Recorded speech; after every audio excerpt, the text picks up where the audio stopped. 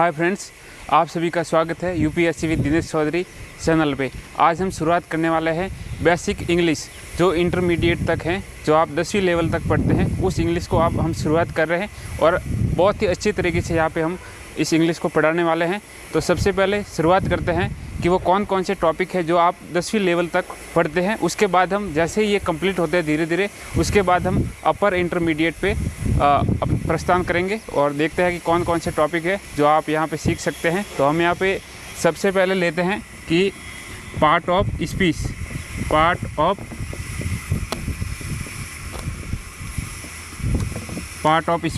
और second number पे हैं कि भाई ए एन और द, यानी कि इनको बोलते हैं आर्टिकल्स, तो आर्टिकल्स। और थर्ड नंबर पे थोड़ा सा बेसिक टेंस के बारे में जानेंगे।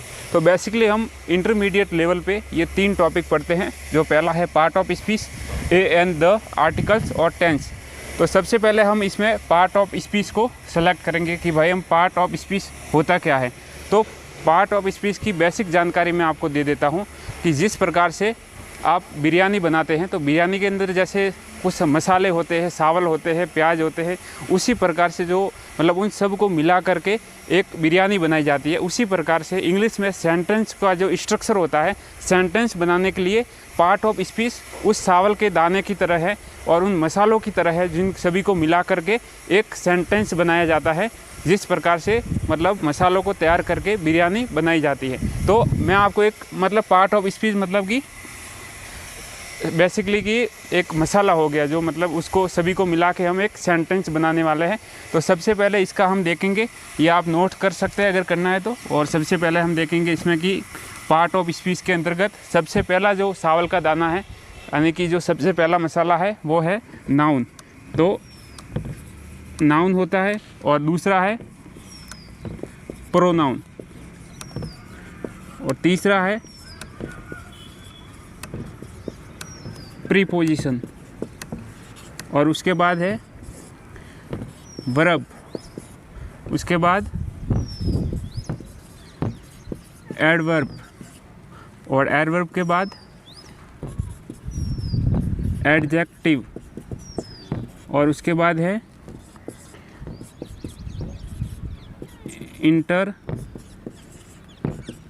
इंटरजेक्शंस और उसके बाद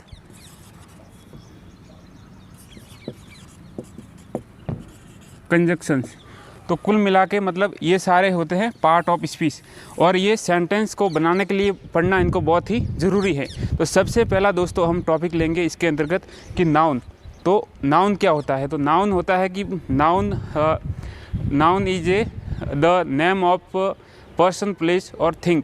मतलब कि जो हिंदी में कहते हैं कि भाई वस्तु, व्यक्ति और स्थान के नाम को संज्ञा कहते हैं। तो जो भी मतलब ये इसकी एक परिभाषा होती है। तो नाउन के अंदर बेसिकली जो भी मतलब चीज़ होती है वो आती है और उसको क्लासिफिकेशन इसका इस प्रकार से किया गया है। हम उसको देख लेते हैं आगे कि इसका क्लासिफिकेशन कैसे किया गया है। तो नाउन के अंतर्गत सबसे पहला इसका क्लासिफिकेशन है कि नाउन के अंतर्गत कॉमन नाउन आता है। सबसे पहले कॉमन नाउन आता है। तो कॉमन नाउन के अंतर्गत क्या होता है कि जैसे हम किसी भी वस्तु का मतलब एक संपूर्ण मतलब, जैसे कि हम किसी कंट्री का नाम लेते हैं, जैसे कंट्री, तो कंट्री क्या हो गया? कॉमन नाउन हो गया। कंट्री कॉमन नाउन हो गया। उसी प्रकार से अगर हम नाम लेके स्टेट, तो स्टेट भी कॉमन नाउन हो गया। उसी प्रकार से अगर हम कुछ और भी, जैसे कि बॉय है, ठीक है, बॉय है, गर्ल्स है, तो ये सब क्या हो गया? ये कॉमन नाउन हो जाता है। और कॉमन नाउन के बाद हम देखते हैं कि सेकंड नंबर पे आता है प्रॉपर नाउन। सेकंड नंबर पे प्रॉपर नाउन। तो प्रॉपर नाउन के अंतर्गत होता है कि जैसे इसमें हम कॉमन नाउन में सारा मतलब एक जनरल सारी चीज़ लेते हैं, जैसे बॉय। तो इस यहाँ पे कंट्री में जैसे इंडिया हो गया, तो इंडिया क्या हो गया? जैसे किसी व्यक्ति, वस्तु और स्थान का विशेष नाम होता है, उसको हम प्रॉपर नाउन कहते हैं। तो प्रॉपर नाउन में जैसे कंट्री हो गया, तो कॉमन नाउन में जैसे कंट्री हो गया, तो यहाँ पे क्या होगा? इंडिया क्या होगा? प्रॉपर नाउन हो जाएगा। जैसे कि स्टेट है, तो जैसे राजस्थान हो गया, तो राजस्थान क्या हो गया? प्रॉपर नाउन हो गया। उसी प्रकार से अगर बॉय है, तो बॉय का नाम जैसे कुछ भी हो सकता है, जैसे नरेश हो सकता है, ठीक है। तो ये क्या हो गया, प्रॉपर नाउन हो गया। गर्ल्स का कुछ नाम हो गया तो ये प्रॉपर नाउन हो गया। तो बेसिकली हम दो नाउन यहाँ पे समझ चुके हैं कि भाई कॉमन नाउन क्या होता है और प्रॉपर नाउन क्या होता है और उसमें डिफरेंस क्या होता है। तो ये बेसिकली आप समझ गए होंगे आसानी से। उसके बाद हम तीसरे पे चलते हैं कि कलेक्टिव नाउन। कलेक्टिव नाउन का मतलब है कि आप जो भी मतलब एक ग्रुप, बेसिकली किसी व्यक्ति, वस्तु या स्थान का जो मतलब ग्रुप होता है, उस ग्रुप के नाम को हम कॉमन नाउन कहते हैं, तो सॉरी कलेक्टिव नाउन कहते हैं। तो कलेक्टिव नाउन के अंतर्गत ये हो गया कि भाई जैसे मैं नाम लूँ, जैसे यहाँ पे जैसे नरेश है तो यहाँ पे मैं स्टूडेंट लिख दूँ, जैसे छात्र, स्टूडेंट मतलब कि इसमें सारे छात्र आ गए, उनका ग्रुप आ गया। उसी प्रकार से मैं नाम ले लूँ जैसे कि जैसे गैंग ले लूँ, तो गैंग में क्या हो गया, सारे बदमाश मतलब गैंग में शामिल हो जाते, एक गैंग हो जाती, तो गैंग क्या हो गया, समूह हो गया। उसी प्रकार से अगर मैं नाम लूँ आर्मी, तो आर्मी भी क्या हो गया, आर्मी भी एक ग्रुप हो गया। तो हम यहाँ पे बेसिकली आप देख सकते हो 3 प्रकार से हम इसके 3 जो क्लासिफिकेशन है वो हम समझ चुके हैं। अभी 2 अभी बाकी है, तो उनको हम आगे ये मिटा रहा हूँ, उसके बाद में उनको भी देखते हैं। तो उसके बाद है कि उसके बाद है एब्स्ट्रैक्ट नाउन। एब्स्ट्रैक्ट, तो एब्स्ट्रैक्ट नाउन के अंतर्गत क्या होता है कि जैसे हमारी कोई भी मतलब फीलिंग्स होती है, भावना होती हैं, या फिर जैसे लव है या फिर जैसे गुडविल है, तो जो भी मतलब फीलिंग्स से संबंधित होता है उसको हम कहते हैं एब्स्ट्रैक्ट नाउन। जैसे कि लव हो गया, ठीक है, और गुडविल हो गया, ठीक है, और भी हो सकता है जैसे लाइजीनेस हो गया। तो ये सारी मतलब जिनको हम फील कर सकते हैं, जिनको ना तो देख सकते हैं ना छू सकते हैं, जिनको केवल फील किया जा सकता है, वो क्या होता है, एब्स्ट्रैक्ट नाउन। और उसके बाद हम 5वें नंबर पे हम इसको सीख रहे हैं कि मैटेरियल नाउन, ठीक है। तो मैटेरियल नाउन के अंतर्गत ये होता है कि जैसे कोई भी धातु होती है, जैसे सोना, चांदी, या फिर जैसे पानी हो गया, या फिर जैसे कि दूध हो गया, दही हो गया, तो ये सब क्या हो गया, मैटेरियल नाउन के अंतर्गत आता है। जैसे कि मिल्क है, ठीक है, और भी है जैसे वाटर है, तो इसके कई सारे एग्जाम्पल है। तो ये क्लासिफिकेशन से आपको एक तो समझ में आ गया होगा कि नाउन है बेसिकली कि व्यक्ति, वस्तु और स्थान का नाम है, और इसको अलग अलग ग्रुप में डाल दिया गया है, अलग अलग उसका क्लासिफिकेशन किया गया है। तो ब्रॉड लेवल पे यही है कि एक व्यक्ति, वस्तु या स्थान के नाम को हम नाउन कहते हैं। तो हम जानेंगे कि भाई ये नाउन आप पढ़ा रहे हो कब से, तो नाउन पढ़ाने का औचित्य क्या है, हम क्यों नाउन को पढ़े, तो ये मैं आगे बताने वाला हूँ कि नाउन हमको पढ़ना क्यों है। तो आगे हम देखेंगे इसी वीडियो में कि नाउन का औचित्य क्या है। तो उसके बाद 2 अलग प्रकार से, जैसे इसमें और भी होता है, जैसे काउंटेबल नाउन, ठीक है, काउंटेबल नाउन और अनकाउंटेबल नाउन, ठीक है। तो काउंटेबल नाउन के अंतर्गत क्या होता है कि जिन वस्तुओं को या फिर व्यक्तियों को, जो भी है, जिन वस्तुओं को हम गिन सकते हैं, जिन चीज़ों को हम, जिनकी हम गिनती कर सकते हैं, उनको हम क्या बोलते हैं, काउंटेबल नाउन। जैसे कि पैसे हो गए, या कुछ लोगों का ग्रुप है, या फिर कुछ स्टूडेंट का ग्रुप है, तो हम उनको संख्या को गिन सकते हैं, तो ये काउंटेबल नाउन हो गया। और अनकाउंटेबल नाउन के अंतर्गत होता है कि अनकाउंटेबल में जैसे वाटर है, मिल्क है, या फिर कुछ ऐसी कोई वस्तु है जिनको हम गिन नहीं सकते, तो वो क्या हो गई, अनकाउंटेबल नाउन हो गया।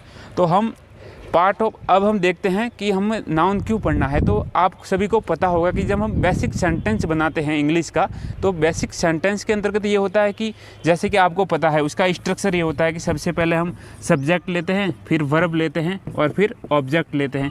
तो ये 3 चीज़ें हो जाती है जो बेसिक सेंटेंस बनाते समय हम ध्यान रखते हैं। तो इसके नाउन का सेंटेंस के स्ट्रक्चर में ये रोल है, आप देख सकते हैं यहाँ पे कि भाई सब्जेक्ट जो होता है वो या तो नाउन होता है या फिर प्रोनाउन होता है, ठीक है, और ऑब्जेक्ट क्या होता है, ऑब्जेक्ट भी नाउन होता है।